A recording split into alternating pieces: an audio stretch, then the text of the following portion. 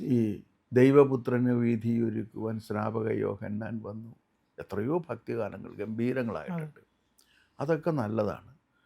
അത് പക്ഷേ ഒരു ഭജന പാടുന്ന സ്ഥലത്ത് ഇത് പാടാൻ പറ്റില്ല.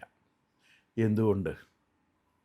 ഭജന കേൾക്കാൻ വേണ്ടി വരുന്നവർ ഒരു പ്രത്യേക മതവിഭാഗത്തിൽപ്പെട്ടവരും അവർ ആ മതവിഭാഗവുമായി ബന്ധപ്പെട്ട ഭജനകൾ പാടുന്നത് കേൾക്കാനും വരുന്നവരാണ്. സ്പെസിഫിക് ആണ് ഓഡിയൻസ്. ഒരു ഗാനമേളയ്ക്ക് വരുന്ന ഓഡിയൻസ് അല്ല ഭജന കേൾക്കാൻ വേണ്ടി വരുന്നത്.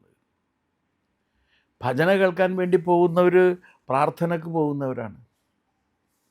മഹാത്മാഗാന്ധിയുടെ ഭജനകളുണ്ടായിരുന്നല്ലോ, അത് പ്രാർത്ഥനാ ഗീതങ്ങളായിരുന്നു. പ്രാർത്ഥനയ്ക്ക് പകരമായിട്ട് ആളുകൾ അവിടെ പാടുന്നതാണ് ഭജന. അത് അതിൽ വിശ്വാസമുള്ളവരാണ് അവിടെ പോകുന്നത്. അവർ സംഗീതം കേൾക്കാനല്ല പോകുന്നത്, സംഗീതം അതിൻ്റെ ഭാഗമാണെന്ന് മാത്രമേ ഉള്ളൂ.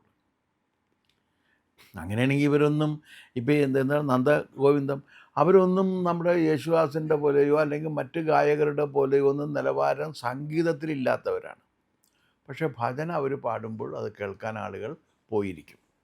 അതുകൊണ്ട് അവർ ഏറ്റവും വലിയ സംഗീതജ്ഞരാണെന്ന് അവർക്കും ധാരണ ഉണ്ടാകുമെന്ന് ഞാൻ കരുതുന്നില്ല. പക്ഷേ അതേ പാട്ടുകളൊക്കെ തന്നെ യേശുദാസ് പാടി കേൾക്കുമ്പോൾ നമുക്ക് കിട്ടുന്നൊരു സുഖം ഇവർ പാടുമ്പോഴില്ല. പക്ഷേ ഭജന കേൾക്കാൻ പോകുന്നവർക്ക് അത് വലിയ ഇഷ്ടമാണ്. എന്താ കാരണം? അവരുടെ ലക്ഷ്യം ഭജന കേൾക്കലാണ്, പാട്ട് കേൾക്കലല്ല. അത് ഒരു ക്ഷേത്രത്തിൻ്റെ അങ്കണത്തിൽ വെച്ച് നടക്കുമ്പോൾ ആ ക്ഷേത്രവുമായി, ഹൈന്ദവ ആചാര വിധികളുമായി, അതിൻ്റെ ആരാധനാ സമ്പ്രദായങ്ങളുമായി ബന്ധപ്പെട്ട കാര്യങ്ങൾ കേൾക്കാൻ വേണ്ടിയാണ് ആ ഓഡിയൻസ് അവിടെ വന്നിരിക്കുന്നത്.